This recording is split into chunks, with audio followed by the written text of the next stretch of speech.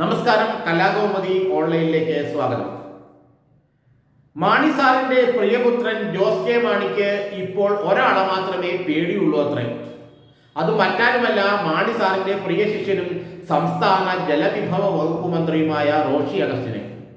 ഇടതുമുന്നണി വിട്ട് UDF-ലേക്ക് പോയാൽ റോഷി അഗസ്റ്റിൻ പാർട്ടി പിളർത്തുമോ എന്ന ഭയമാണ് ഇപ്പോൾ ജോസ് കെ മാണിക്കുള്ളത്. ഒരു കാരണവശാലും UDF-ലേക്ക് താനില്ലെന്നും തന്നെ മന്ത്രിയാക്കിയത് പിണറായി വിജയനാണെന്നും അതുകൊണ്ട് LDF തന്നെ താൻ ഉറച്ചു നിൽക്കുമെന്നും അസന്നിഗ്ധമായി റോഷി അഗസ്റ്റിൻ വ്യക്തമാക്കി കഴിഞ്ഞു.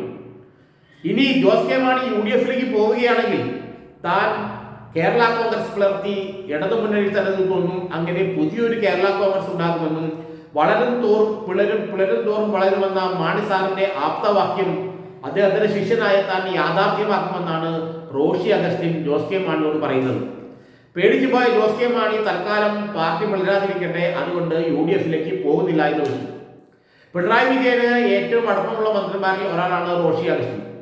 ജോസ് കെ മാണിക്കൊപ്പമാണെന്നൊക്കെ റോഷി അഗസ്റ്റിൻ പറയുമ്പോഴും അദ്ദേഹം കൃത്യമായി ജോസ് കെ മാണിയോട് പറയുന്നുണ്ട്, എന്ത് വന്നാലും താൻ ഇനി UDF-ലേക്ക് പോകുന്ന പ്രശ്നമല്ല, കാരണം ഇടതുമുന്നണി സ്ഥാനാർത്ഥിയായി ഇടുക്കിയിൽ നിന്നാലും താൻ ജയിക്കും.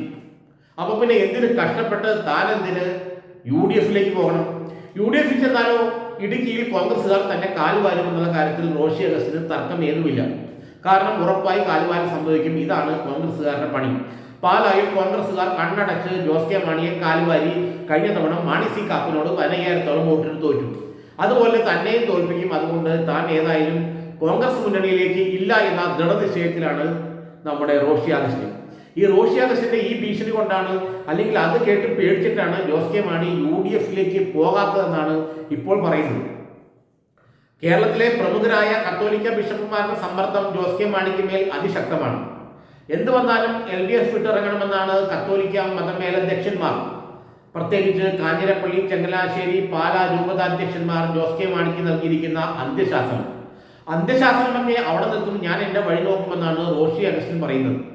അതുകൊണ്ട് പിതാക്കന്മാരെ സ്വാന്തനിപ്പിക്കാം, പക്ഷേ റോഷി അഗസ്റ്റിനെ സ്വാന്തനിപ്പിക്കാൻ കഴിയില്ല എന്ന് ജോസ് കെ മാണിക്ക് നന്നായി അറിയാം. മാത്രമല്ല, ഇനി അവൻ പിളർത്തുന്നെങ്കിൽ പിളർത്തട്ടെ എന്ന് പറഞ്ഞ് പോകാനുള്ള ധൈര്യമോ ചങ്കൂറ്റമോ ഏതായാലും ജോസ് കെ മാണിക്കില്ല. ആള് മാന്യനാണെങ്കിലും ഇപ്പോഴും നല്ലൊരു രാഷ്ട്രീയക്കാരനായി പരുവപ്പെടാൻ ജോസ് കെ മാണിക്ക് പറ്റിയിട്ടില്ല എന്നാണ് കേരള കോൺഗ്രസ് നേതാക്കൾ തന്നെ പറയുന്നത്. അതുകൊണ്ട് ആ വാതിലും അടഞ്ഞ സ്ഥിതിക്ക് ഇനി തൽക്കാലം UDF-ന്റെ പിന്നാമ്പുറത്തേക്ക് പോയി ചേക്കേറാൻ ജോസ് കെ മാണിക്ക് കഴിയില്ല. ഇതിൽ റോഷി അഗസ്റ്റിന് പ്രത്യേകതയുണ്ട്. ഇപ്പോൾ കേരള കോൺഗ്രസിലെ ഏറ്റവും ശക്തനായ നേതാവ് റോഷി അഗസ്റ്റിനാണ്. അദ്ദേഹം ഒരു പാർട്ടി ഉണ്ടാക്കി പോയാലും അതിനോടൊപ്പം പോകാൻ കേരള കോൺഗ്രസ്സുകാർ ഉണ്ടാകും. മാണി ഗ്രൂപ്പിൽ നിന്ന് തന്നെ ആളുണ്ടാകും. ഒരുപക്ഷെ മാണി ഗ്രൂപ്പിൽ നിന്നുള്ള 1-2 MLA-മാരും റോഷി അഗസ്റ്റിന്റെ കൂടെ ഉണ്ടാകുമെന്നാണ് പറയപ്പെടുന്നത്.